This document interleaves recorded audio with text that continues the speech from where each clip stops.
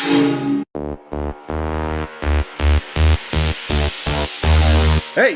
drop.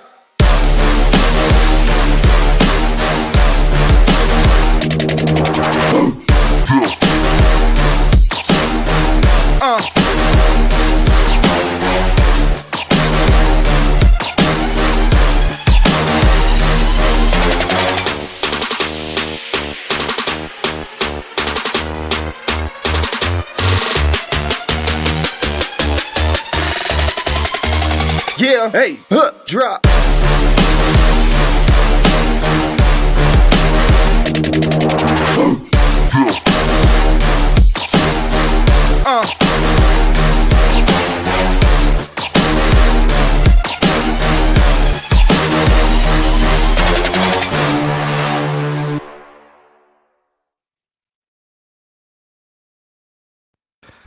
Welcome. It's your man DJ Thoughts back here with another episode of the Audible Daily Sports Breakdown with yours truly. I know Sunday it's kind of impromptu, but I feel like an old y'all one. Hey, I was enjoying the draft on Thursday. We'll be breaking down the draft tonight. I will be talking about today's NBA action, some of the games going forward this week. Second round is in full effect after today. First round has finally completed. Boom. Let me kind of get some stuff set up here. I was doing something else. Okay. Let's start with the actual news of the day. If you had a chance to watch the NBA game today, Sacramento Kings go down to the Golden State Warriors. Steph Curry, 50-piece. I mean, did you see him out there? And I can't keep calling him, he's still got that youthful look about himself. But I mean, to be playing at this level, at this age, going against those young dogs down in Sacramento, congratulations to Golden State.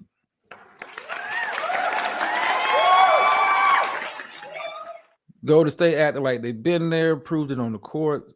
Curry was unstoppable. But I'm glad. Now the Warriors have to see the Lakers next round. I want to say the unsung MVP from probably the Kings series, that he's not going to get a lot of publicity, but if you watch the games, you saw the impact, especially in the games that they won. Kevon Looney. Now, I don't know what was going on with Sabonis. I don't know if he was hurt. He had an injury. I don't know. He did not seem like his usual regular form self. For Looney to dominate and Looney's not like, he doesn't really offer much on the offensive end. Pretty good defensive player, but to rebound the way that he rebounded this series is I'm talking about putting up Dennis Rodman numbers on the boards. And I think that was, for me, Curry was going to be Curry, and the stars going to be stars. But when you have, as Shaquille O'Neal's like to call them, the others, when the others step up, it leads to good things. So congratulations to the Warriors. I'm glad they got out the first round, because I'm going to be honest with you, I did not want to see the Sacramento Kings. I'm a Lakers fan. If you did not know, I am Team Lakers, purple and gold, all goddamn day. I did not want to see Sacramento.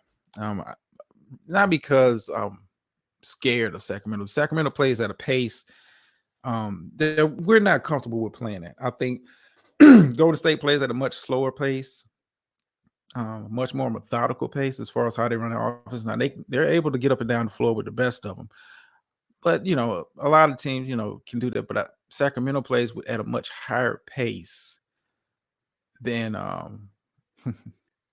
you picked them, and here we are.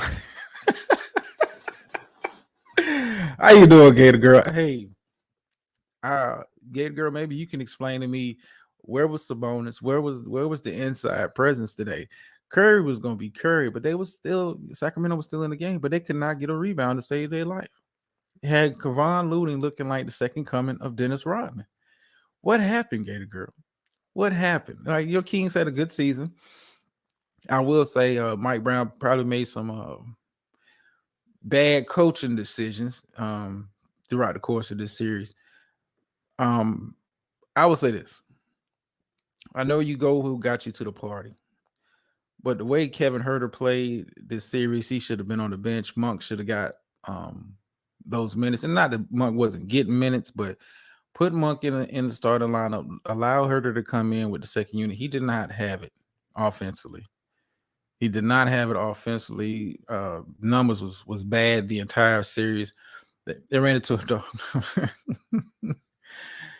I mean, Looney for me was the big Curry going for 50.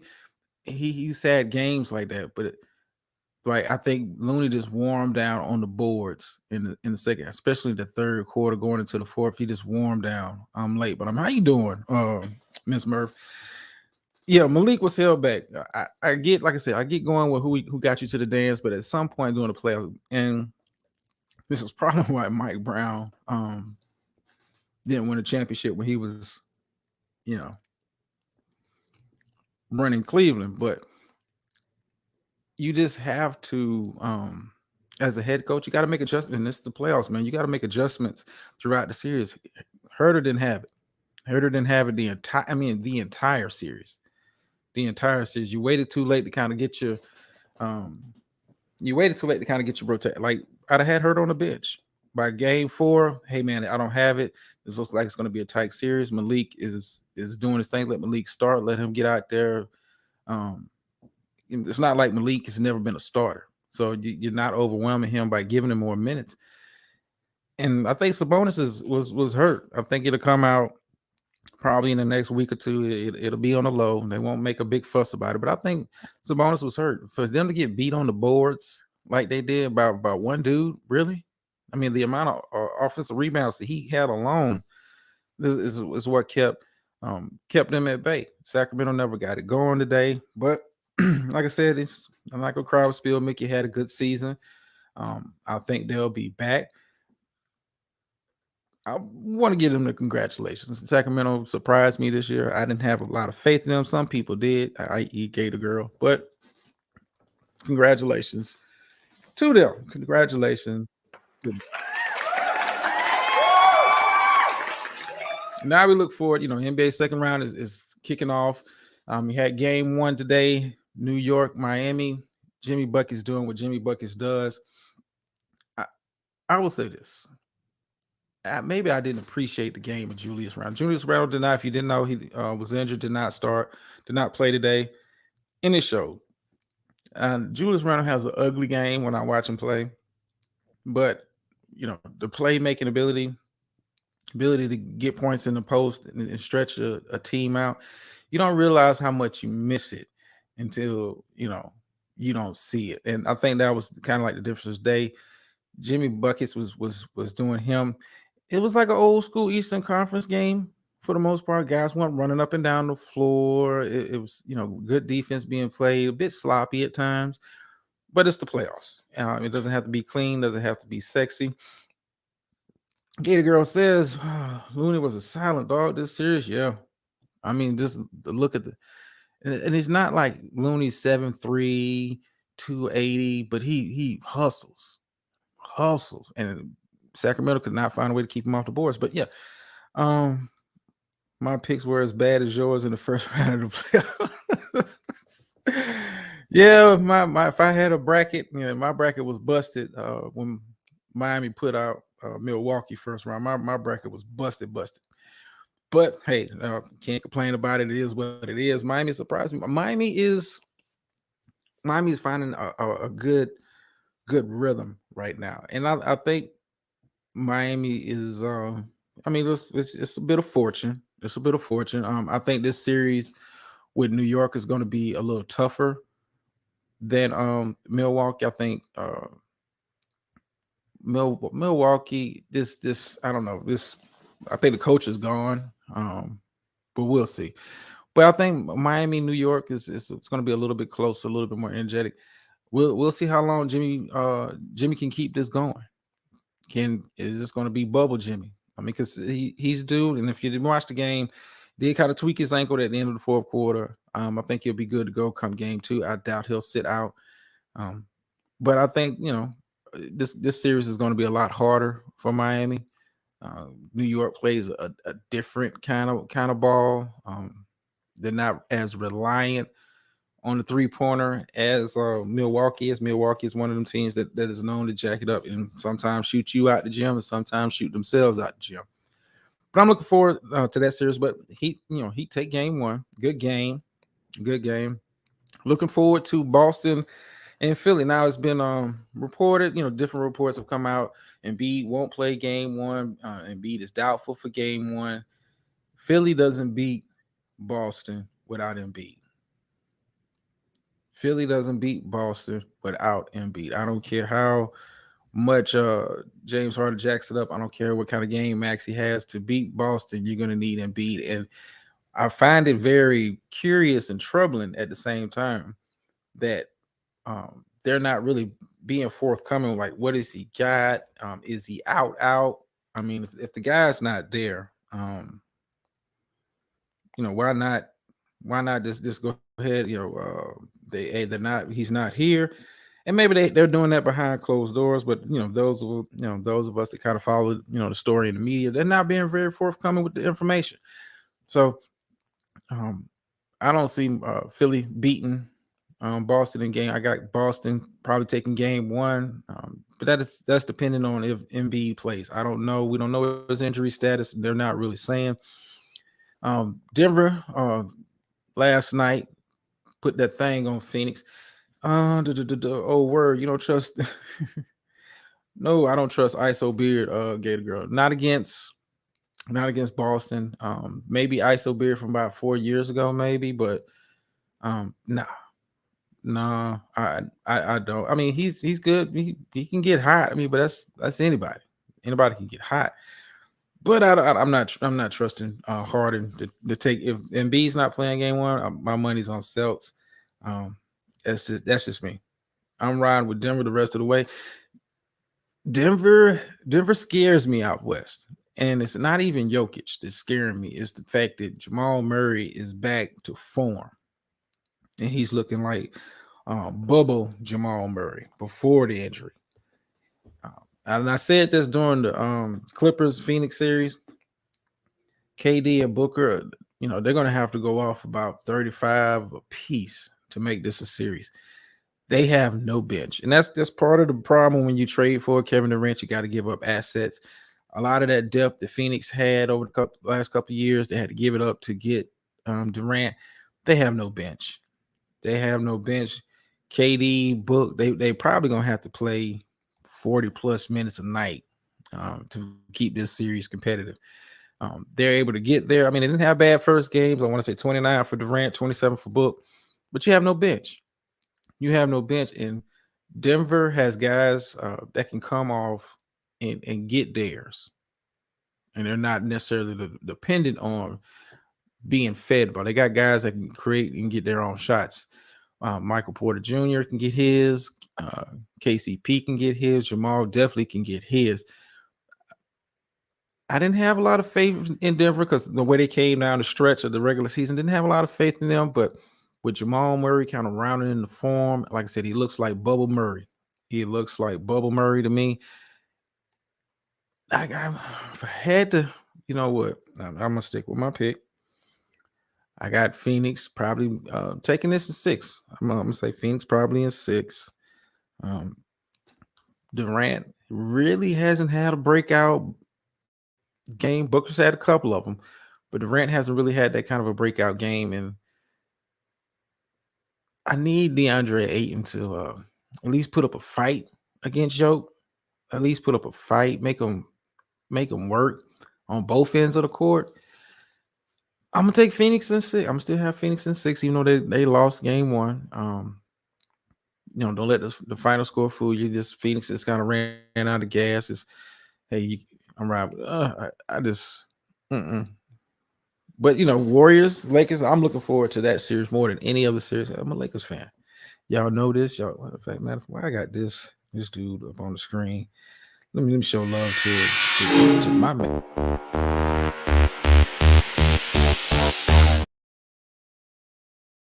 Play my little video. I've been working on some stuff.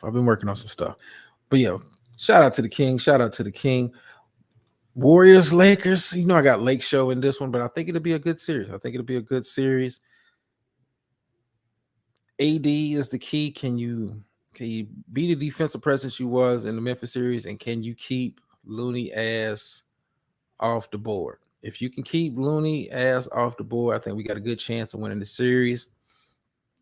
I think we got a real good chance of winning this series. 8 and 9, they're doing the mannequin challenge. Why are we the luckiest team, Gator Girl? Why are we lucky? I mean, we ran up against a team that, you know, was thought we was gonna roll over, didn't have no fight in them, and missed Steven Adams more. Yeah, how you know, Jaren Jackson Jr. Like you're a good young player. I didn't feel I didn't feel your presence defensively, and I think like the season was weird for them anyway, with the John Moran stuff, then the whole Dylan Brooks situation in the playoff. Like Dylan Brooks, win something before you start yapping. I get trash talking as part of the game, but you keep save that for the court. When they put a microphone in your face, they just be cliche. Get a company line. It was a tough game. Don't get up there and be running your mouth about a guy. You can't. And the numbers prove that you couldn't stop him by yourself. I mean, he when he wanted to, and when you decided you wanted to defend him, he dog walked you. But enough about them. Enough about them. I'm looking forward, like I said, I'm looking forward to Lakers, Warriors. Looking forward to the Lakers, Warriors. I got my Lake Show, but I think if we can keep Looney off the boards, kind of control the pace, I think we got a good chance of coming out in this series. Now that the second round has kind of started, everybody's kind of playing every other day. But both teams in Cali, so the travel is not a thing. About an hour and a half ride, either way. But before I kind of get up out of here, I said I wanted to do like a draft recap. I said I was going to come back Sunday, do a draft recap, and kind of talk about some of the hot storylines coming out of the draft that I noticed. I do have some draft grades according to Pro Football Focus. My shout out to them for doing the work, because I might be good for like the first 3 round of players, but I couldn't tell you rounds 4 through 7. A lot of them guys I've never heard of, never seen, couldn't pick them out of a lineup. But I would probably say the biggest storyline, because I'm an NFC East guy, Cowboys all the way. We them boys. Probably the biggest storyline coming out for me, NFC East, Philadelphia finding a way to restock on high level talent. Restocking on high level talent. The fact that they got Jalen Carter where they did, was able to get Nolan Smith when they did. And I didn't think Ringo, the cornerback out of Georgia, was going to fall to the 4th round for them to be able to scoop them up. It's a win-win for Philadelphia. One, you added high quality players, guys who have played in a pro system, played it in a championship type environment for the past couple of years. Yeah, Miss Murphy, I figured you dropped back down out of the clouds when I said the Eagles. I think Eagles had a real good draft, all things considered. I think the Eagles had a real good draft. The fact, like I said, the fact that you were getting NFL ready players. That's one thing when you get guys from the SEC. A lot of those guys come from, especially on the defensive side of the ball, they're already playing pro systems. And I think, like I said, this is a win-win for them. And they also was able to pick up, trading a 4th round draft pick with Detroit to get DeAndre Swift for the backfield. How much that, bolster. I mean, he's a name.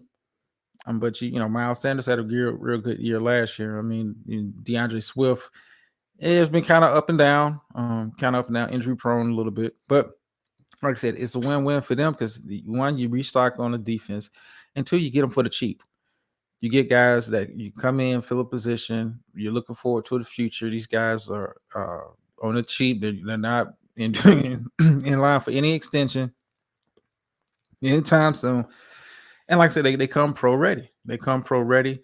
They're not asked to be starters. I think Jalen Carter is going to probably get into the rotation with Jordan Davis, Fletcher Cox, that defensive line rotation. I like I said, I like Nolan Smith, and I like Ringo. I didn't think he was going to fall to the 4th round. I was kind of surprised when he got out the first, because going into the year he was rated one or two top rated cornerback going into the draft. But good haul by Philadelphia. Got You didn't go get a whole lot of offensive weapons. You got guys for the defensive side of the ball. Looking forward to the future. Darius Slay's not getting any younger. A lot of those guys on the defensive side of the ball not getting any younger, and you need to get young talent over there. So kudos to them for having a pretty good try. I think Houston.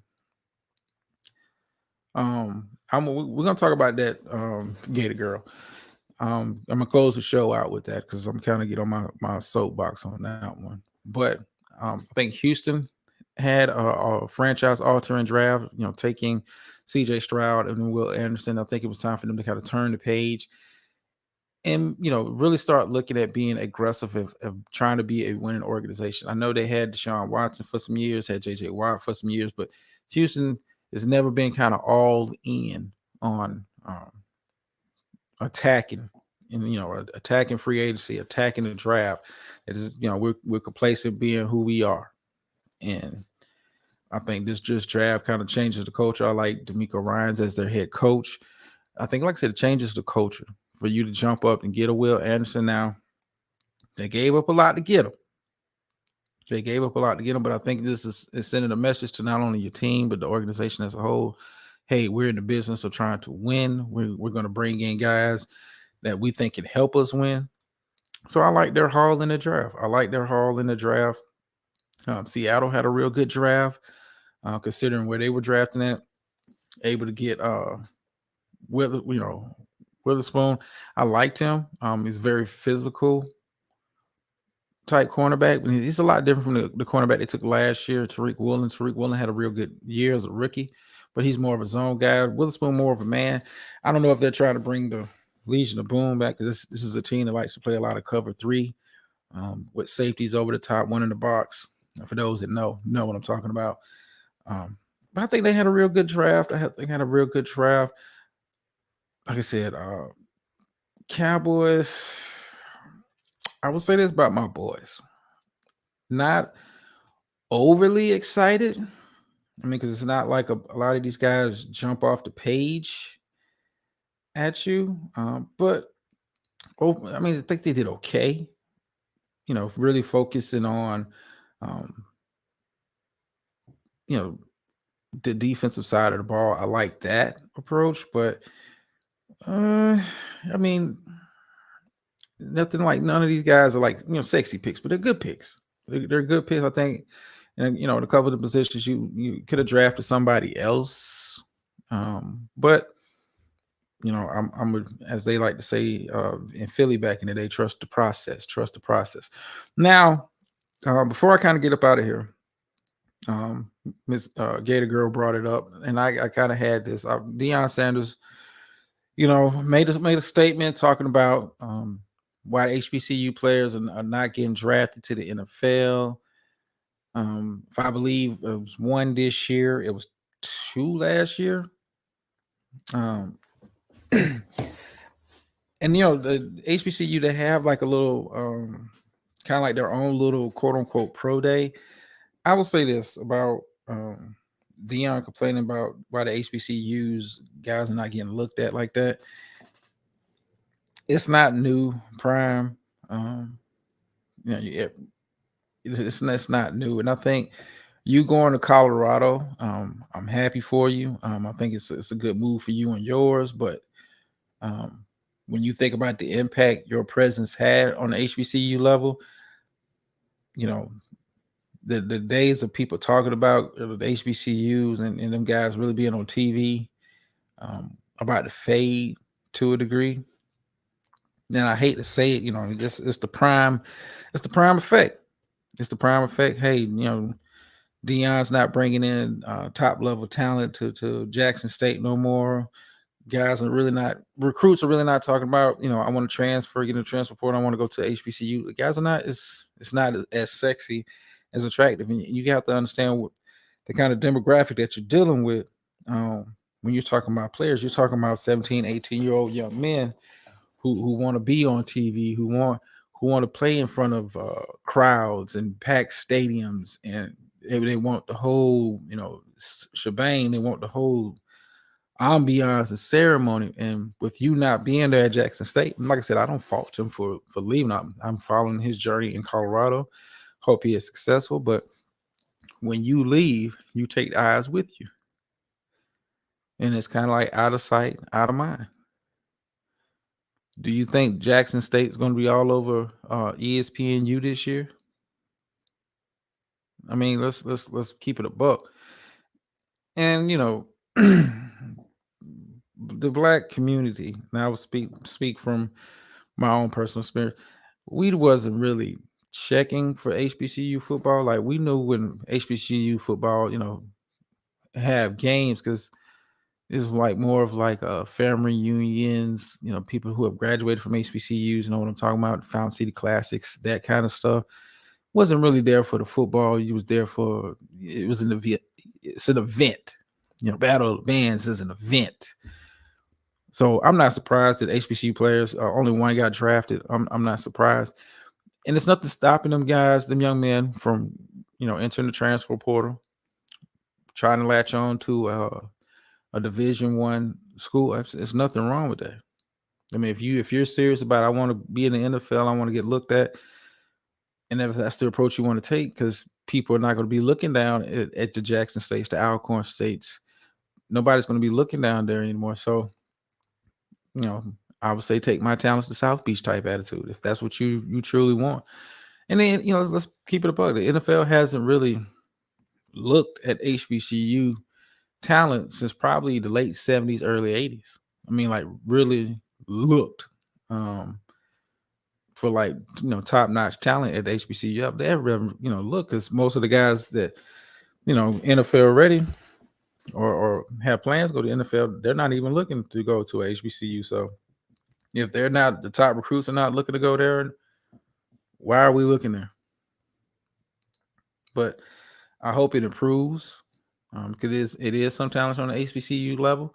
But I would say to them, young men and that are playing, and if your goal is to get to the NFL, as much as it sucks, you may have to latch on to an Iowa State or Kansas State. You may have to take the road less travel to get to where you're going. And if you want to choose to stay at HBCU, I'm more than happy with that decision. But Prime, you can't be surprised. You can't be surprised. Now, when you sat as an analyst on NFL Network for all those combines, and you wasn't talking about HBCU guys not getting a look. I'm just let's keep it a buck. You weren't thinking about it. You weren't thinking about it. You wasn't checking game tape and looking at notes on those guys. So let's keep it a buck.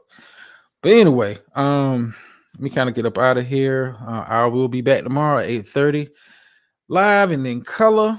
So I just want to kind of get this show in because I feel I owed y'all one. Gator Girl, you owe me an appearance. You owe me an appearance. I'm gonna keep harping on that every show. Gator Girl owes me an appearance.